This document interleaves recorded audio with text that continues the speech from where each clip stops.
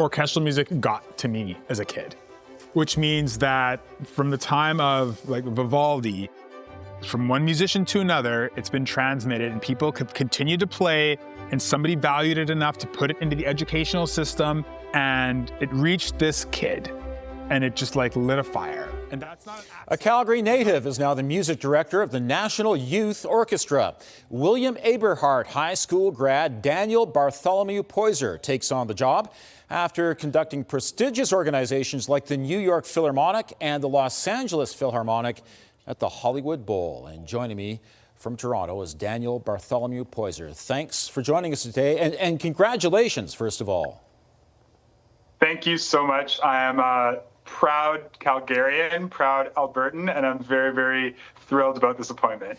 And tell us about your thoughts on that. How greatly honored are you?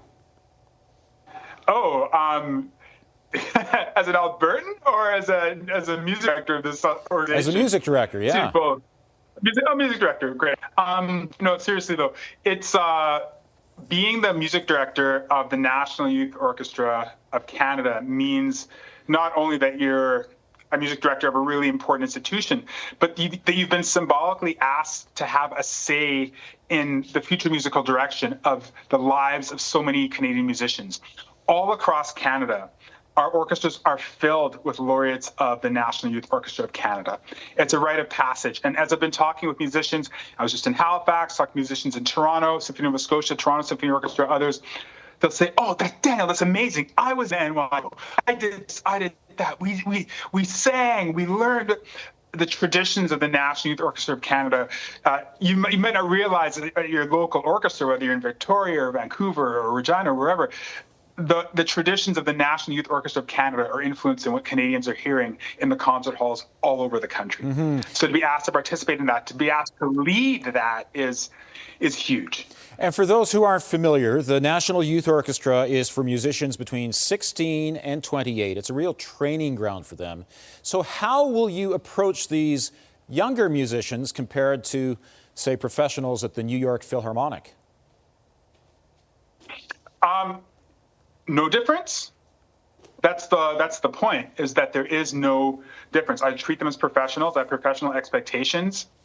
That's it. So it's welcome to the world of the orchestra, basically, for these young musicians, and that's what we all want.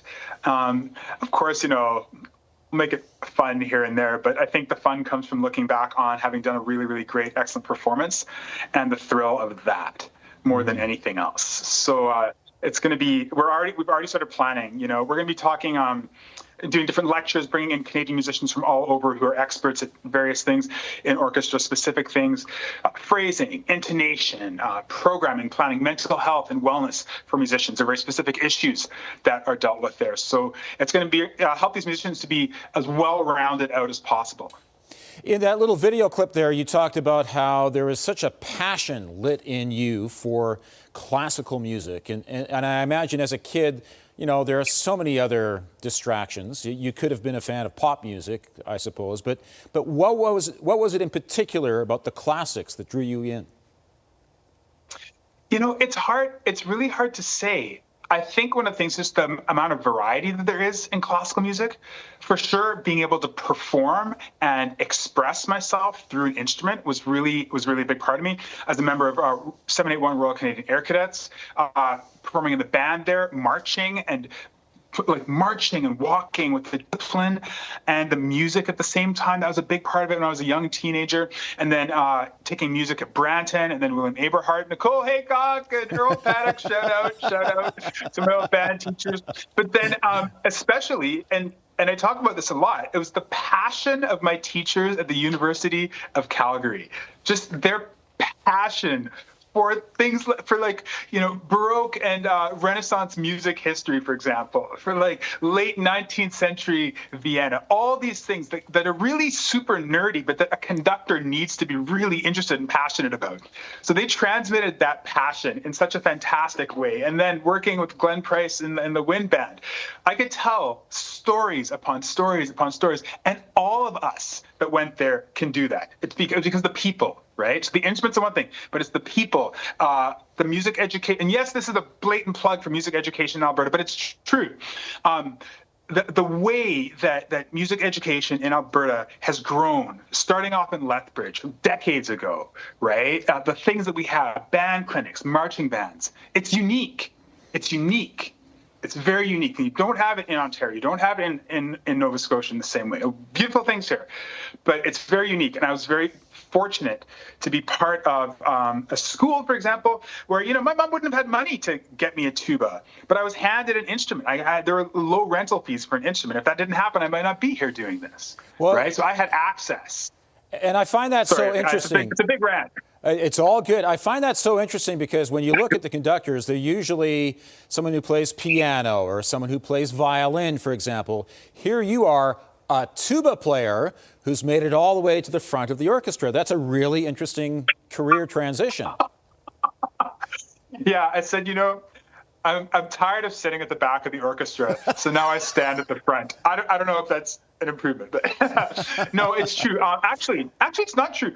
Bramwell Tovey, who recently passed, was one of the world's great conductors, and he conducted Winnipeg Symphony Orchestra, Royal Winnipeg Ballet, and then Vancouver. He was one of the conductors, the New York Philharmonic. He was also a tuba player, and I got to work with him in 1995, I think, at the National Youth Band of Canada. But it's true. What you're saying is true. There aren't a lot of tuba player conductors, but you do have to have background in the other instruments, right? So I did second instrument study. I studied with Amanda Forsyth. Cello was my second instrument, so I could have some string understanding and some proclivity on the string instruments and understand what they were doing. And then as a band teacher, because I was a band teacher at Glenmore Christian Academy for I think 10 years or something like that. All the woodwind instruments. You're always, and I have I always have my clarinet. Ready to go to practice stuff or play. And I have an oboe, but I don't touch oboe anymore. It's too dangerous. Gotcha. It's too dangerous. Now, I'm sure you have many thrills coming up with the National Youth Orchestra, but I do have to ask you about conducting the LA Philharmonic at the Hollywood Bowl, like such an iconic venue. What was that like? I think it's like 20,000 people or something. I don't know, but that might be the wrong number. But it's the largest group of people I've ever conducted in front of or ever speak to, and it's incredible. It's overwhelming, and you really have to just focus on what the job is that you've been asked to do, and focus on the music that you know and that you love, and that calms you down. But boy, when you turn around and you see literally a city of people listening to you, and then you turn around again and you see the musicians of the LA Phil in front of you, musicians that you've been listening to your life, that you've seen on YouTube, that you've seen videos. It's a lot. It's a lot. And I feel very lucky because I never thought that I would actually have the opportunity to do some of the things that I've done. So Daniel, give me your best elevator sales pitch for classical music. And I want you to put this in the context of there are people who have listened millions of times over the last week to Taylor Swift's new album. What's your pitch to them over why they should listen to classical music? Well, okay, I'm a low-pressure salesman, so my first thing would be maybe you shouldn't, Maybe you should just stick with what you know and what you love. But if you want an adventure, if you want to learn the roots of where musicians like Beyonce, Lizzo, even Taylor Swift, harmonic, some of the things that they're doing underneath their music that's making it so great, the instruments that they're all using violins, they're all using saxes, they're all using trumpets, they're all using trombones, right? So come to the source of that. Every single day of your life, you hear music. Every single movie that you watch has a violin in it. You're already listening to orchestral music all the time. So it's actually easier to say, would you be willing to cut classical music out of your life? Most people would say no. Would you be willing to cut the orchestra out of your life? No. Because you would lose not only orchestral music, you would lose pop music, you would lose jazz, you lose so many things where orchestra is right there with it. Even disco. It was the musicians of the Philadelphia Orchestra. This is the long elevator ride, but we have some high-rise condos in Toronto, so we're going way up the top. The musicians of the Philadelphia Orchestra, they were playing on all those disco tracks, right? So you're already listening to classical music every day. And I don't even have time, because we're about to get off the elevator, to talk about the brain benefits of participating in music for young people. Not just beyond music makes you smarter. No, not even that. Just music being good for the brain, for young people, for dementia patients. The research is there. We all know it, so I don't have to go into it. But music's good for you.